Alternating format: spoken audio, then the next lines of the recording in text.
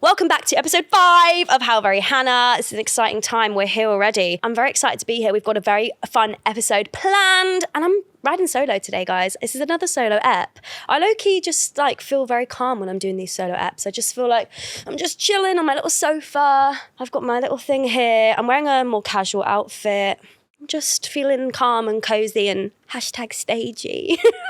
Ew, that was horrible. I'm sorry. I apologise. But we're here and we're going to have lots of fun. So let's do it.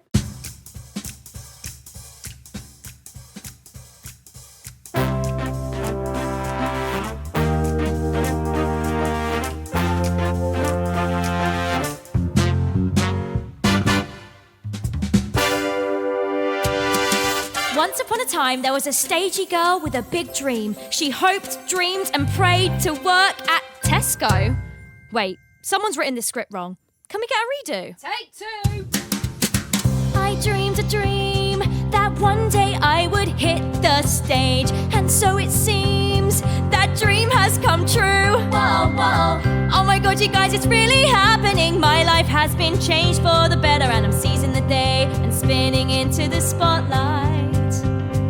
How very slay, it's giving queen. How very cringe, get out my scene. It's beginner's call, the stage is set for me. How very Hannah, how very Hannah, how very Hannah. That's the name for my podcast show and your front row. So how very Hannah, hit the lights. How very Hannah, that's too bright. How very Hannah, that's alright. How very Hannah. Change. Okay, it's my podcast show. Let's go. Yes, Hannah, let's go. It's episode 5 of How Very Hannah. That song is so catchy. Tell me if you're humming that around your house, because I definitely am. Are we watching this or are we listening to this? That's the question. If you're watching, you can obviously see I'm wearing a sparkly headband. If you're listening, here's a bit of ASMR. You can hear the sparkly headband. And we've got some sparkles on the belt. A bit of ASMR for you here as well. I don't even know if you can hear that. Let me just... Oh, wow. Stunning. I love to watch a podcast, but also if I'm listening to it, I'm on my commute to work, I'm on the tube, I'm basically listening to podcasts at all time. I hardly listen to music at all. And if I am listening to music, it will be normally the Wicked soundtrack at the moment. That's still going on. Cannot wait for part 2 this year. Woo!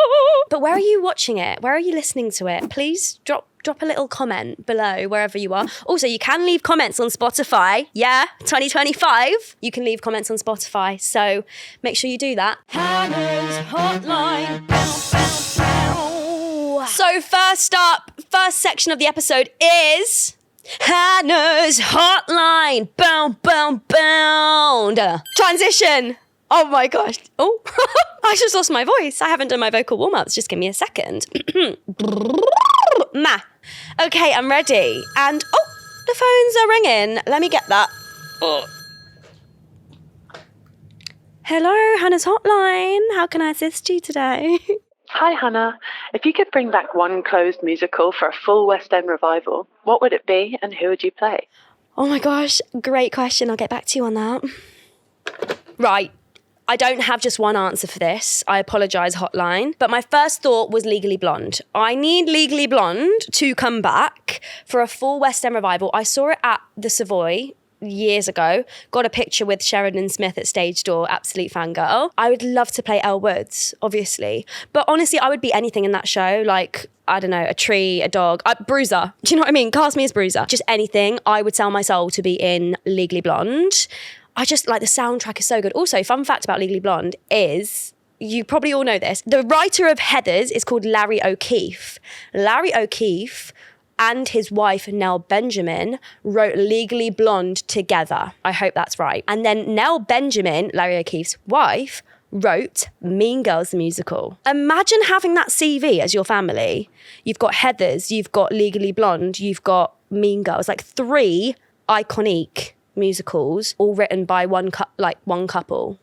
That is not all written, obviously there's other writers within the shows as well, but that is crazy. Anyway, I'd love to be in Legally Blonde, so I say bring it back. And give me an audition. God, I hope I get it. Actually, speaking of Legally Blonde, imagine Elle Woods My dog Reuben, Bruiser Woods. That would be so cute. Although I feel like Bruiser's meant to be like a chihuahua, and Reuben probably wouldn't be great on stage. We need to get Reuben on the pod. Oh my gosh, I would love that. Is this place dog friendly? It is. It is. Yay! Okay, right. Reuben is gonna make it on the pod this series. I can feel it in my bones. It will be chaos. Oh, but he'd be so good just sitting next to me here on the sofa. We'd have to clean his paws because we don't want the sofa getting mucky. But oh my God, this dog, oh, he's my world. Another show that I've never actually seen, but I'm just so obsessed with the soundtrack, is Bring It On the musical. And I feel like when I was younger and as a 27-year-old woman, I feel like I always wanted to be a cheerleader. Like I was fascinated. I think it maybe started with Glee. I feel like the Cheerios in Glee was what like made me, I really want to be a cheerleader. And I'm just fascinated by like the cheerleading culture in America. So obviously Bring It On the musical is cheerleading and musicals. Like that's just a recipe for success. I know there's cheerleading in the UK, but I feel like America just like does it. Okay, now I'm gonna get cancelled because I know there's cheerleaders in the UK that are amazing, but I just feel like American cheer is like next level. Anyway, Bring It On the musical. I'd love it to come back. Has it ever been? Yeah, it was here. It was on a UK, it was meant to be on a UK tour, but it was at the South Bank Centre. I did actually audition for that back in the day, fun fact. Got cut first round. Heartbroken. But if it comes back, I'd love to play Campbell. Looking hot, cream and mushroom. You know that bit? I don't know, I'm just obsessed with the soundtrack. So I say bring it on and Legally Blonde for a full West End run. I dare you. Producer, if you're a producer out there watching, I'm so ready. Imagine all the producers watching this being like, sure, we'll do it, Hannah. How very Hannah says so. So we'll do it. No, I'm kidding. But yeah, that's what I say. Do I need to like answer that on the phone or could they hear that? I'll just go back to them. Did you get that? Yeah, we had you on speaker. Yeah? All right, not a problem. See you next time, doll. Yeah. Oh, yeah, it's been a great episode. Oh, sorry, yeah. Okay. Enjoy, bye. They had to run. They had a Les Mis audition. Confessions of a Drama Queen. Now it's time for Confessions of a Drama Queen. Oh, can you hear that? Hoot, hoot, it's the sound of the police. There's craziness going on. Oh my gosh. Anyway, sorry, back to what's really important right now. My confession, my listener confession. Heather or Buck, I'm here to help you. Okay. Hey, Hannah, sending this in anonymously as I don't want it to impact my work or reputation. Hope that's okay. Oh my God, this is going to be juicy. I just got cast in my first professional show. Congratulations. Which should be the most exciting moment of my life. But instead of celebrating, I'm absolutely spiraling. Uh-oh. I can't shake the feeling that I don't deserve to be here, that I somehow tricked them into casting me, and that any day now they're going to realize I'm a total fraud. Everyone else in the cast seems so confident and experienced, like they belong here, and then there's me, constantly second-guessing myself, over-analysing every rehearsal and waiting for someone to pull me aside and say, actually, we made a mistake. Any advice? Oh my gosh, I really relate to this, Heather or Bok. How do I deal with this imposter syndrome before it eats me alive? Heather. I truly feel you on this because, not to make it about me, but it's called How Very Hannah. Not to make it about me, but I feel this on a daily basis. I always feel, if we're getting deep, I always feel like I'm like just so lucky to like be in situations and that like all of a sudden everything's going to get ripped away and they're going to be like, oh God, we don't want her. Like we just want her to be in it because of TikTok or because she's going to create videos about the show and stuff like that. So it's like this constant spiral, like you said, about thinking that like it's too good to be true. So I totally feel where you're at. And whenever I feel this way, I always, in my right mind, know that like what advice I would give myself, but sometimes it's hard to listen to your advice. So I feel like, let me break this down. It's so hard because I think when performing, I don't know like your background, but I think when performing for a lot of people, a lot of kids, starts as a hobby, it's really hard to like shift your mindset into like an actual job and an actual career. And I think especially when it's your first professional show, it's really hard to like make that like switch in your brain that I know I'm now, obviously it is fun, hopefully, but like I'm now no longer just doing this for fun. I'm doing this because it's a job and it's paying my bills, and there's, you know, someone at the top of this that's making lots of money out of me coming on and performing and blah, blah, blah. And it is really hard to make that mindset shift because you still want to enjoy it and not be like bitter, you know, and be like, oh, it's just a job and blah, blah, blah, blah. But also like you do have to kind of shift into more of a professional mindset. You're saying that everyone else seems confident and experienced. This is literally exactly it's like when I did Heather's, sorry, I'm going to mention it in every episode. I feel like I have so far. When I did Heather's, I remember turning up to rehearsals and just feeling like the odd one out, and like everyone knew everything about the industry and I didn't know anything. And I like even things like I didn't realize that if I was dance captain I would get an extra fee, or like if I went on for one of my covers I would get paid extra. Like I didn't really know that was a thing, and I learned a lot from the people around me. So I feel like in your situation I would just really recommend that you look to all, you know, the rest of the cast who seem really confident and experienced, and just try and like learn from them and take on not everything they do, because I don't know, there'll be people in the cast that maybe do things that you think, oh, I don't know if I want to be like that, or I don't know if I want to do that, which is, you know, normal. But like take on, you know, what they have to say and take on their experiences, because that's how you learn. I feel like you learn the most in your first jobs, or in your jobs as you're going. And as much as drama school is amazing and you learn a lot, like you learn most of everything on the actual job. You do belong there and you're going to be amazing. I know it's so hard, but like just try and like embrace who you are. And like that sounds so corny Carlins, it sounds corny, but you just need to like embrace who you are and know that like talent aside, you've been cast in this show because of you, like as a person and as a performer. It's not about, oh, I did the best double pirouette in that audition, so I got the job. It's probably not about that. Like you got the job because you've got the talent, yes, but also they saw something in you as a person. So like take that, bottle it up, and just like rely on that at all times. Like don't think, oh, how should I do this as a performer, or like how should I react to this as a professional? Just think, how would I react to this as me, as a human being? Because there's so much of that in performing. Is like bringing your own experiences to things.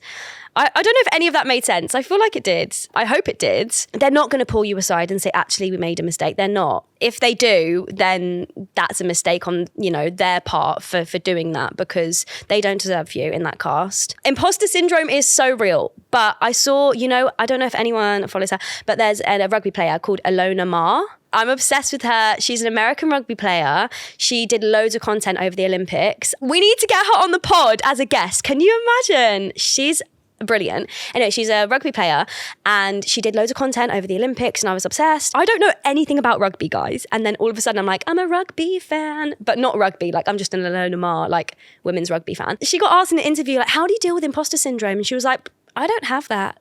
Like she had so much power in saying to the interviewer, I don't have imposter syndrome. I don't know why everyone thinks that we should have it. And I found that really interesting because I feel like I say that a lot, like, oh God, imposter syndrome, what am I doing here? And actually I'm like, do I actually feel that? Or am I just saying that because that's what I think I should be saying, because I should just be like grateful to be here and grateful for all these experiences? I don't know if that makes sense, but like just try and flip it. It's so much easier said than done. Try and flip it. No, I don't have imposter syndrome. I don't know what that is, but I don't have it because I deserve to be here and I've worked really hard to get here, which I'm sure you have. And you're going to smash it in your show. I really want to come and watch you. Please get in touch and let us know what show it is that you're doing, because it's going to be amazing and I'm going to be there with you in spirit. And what is imposter syndrome? We don't have that. That's not a thing. I hope that was helpful. Bark or Heather or anyone. Oh, there's someone at the curtain. Who's it going to be? I've invited my friend along today and I'm going to give you 3 clues to guess who it is. Okay, clue 1, they've been in Heather's. Clue 2, they're Northern. Clue 3, they're the Ryan to my Sharpay. Who is it? It's Tom Scanlon, everybody! And Binkx! The first dog on the podcast. Ruben's going to be fuming. So now we're all settled in. I'm joined on set with my bestie, Tom Scanlon, and my new bestie, Binkx Scanlon. Where did you get the name from? What's inspired the name? So Binkx is actually a Halloween baby. She was born in October. And for anyone who likes spooky, kooky films like I do, Hocus Pocus, there's a character called Thackeray Binkx. And I was like, Binkx is perfect. Binkx. She's really biting my finger right now. It's the puppy stage. It is the puppy stage. No, we're not doing that today. Don't embarrass me in front of my Binkx, podcast we don't want to have friends. to cut you from the pod. Please, come on, behave. You've been behave. cut. She has Bruiser, where's she's Elle? just bitten a hole into my shirt. She's trapped in the Old Valley Mill. She doesn't have an engagement outfit. Oh. She's totally freaking out. All right. We'll leave that one there. That worked, though. That was good. Clip that She's for the gonna be a TikTok. star. So, Tom and I are going to explain how we know each other, but we're going to do it in 2 minutes and we're only going to say one word each. It's another little kind of improv drama school game. Who's going to start? Me. Okay. I. Met. My. Best. Friend. At. The. Other. Palace. In. A. Show. Called. Heathers. Directed. By. Andy. Fickman. Elephant. And. Castle. Is. Where. We. Lived. And. I. Used. To. Visit. Yes, and. Visit and. Travel. To. Work. Oh. We didn't. No. I don't know where you were going with that. I was going to say that I used to look after Ruben. Oh, yes. Yes, and that we went to New York. Oh, yes. Yeah. So But do that It's one- ruined the one- game now, isn't it? We've So run basically, over. We're we over the met 2 on minutes. Heathers 3 years ago. Tom Scanlon. played. See, I'll fix that there. Ram. Kerr. No, both. And Ram. Kerr and Ram. And Hannah. played Dance. Captain. And. Cover. And. New. Wave. Girly. And. What else did I do in that show? Heather. And. Heather. That was the cover. And. Heather. Who else did you And play? Heather. Yeah, the whole cast, I think. No, I only did 3. Plus probably every ensemble You track did do going. every ensemble track. You never Oh did no, drama we've Kurt, not got though. long left. Beep, beep, beep. Okay, well, and that we're was out it. of time. That's So basically sorry. it. Goodbye, everyone. Lovely to see you all. Thanks for coming to the pod. It's been short-lived. It has. That's our whole friendship, and now it's over. And now it's done. No, but it's crazy that we only met like 3 years ago. But we've experienced a lot in the past year. We went to New York. We did. What else have we done? A lot. We We've went to New experienced a York. lot. We went to New York, but it was amazing. Yes. We went to Broadway. And it's on Broadway. Because On Broadway is a road. Broadway. It's not in Broadway. It was You're in epic. the West End. You're on Broadway. Do you know, Tom taught me that actually, and now I like school people on that. And Yeah, it's in the you West must. End on Broadway. The West End is an area. Broadway is a road. But we had a good time, didn't we? We had a great time. We did have a good time. It was we saw very shows. stagey. What shows did we see? We saw Sweeney Todd, Little Shop of Horrors.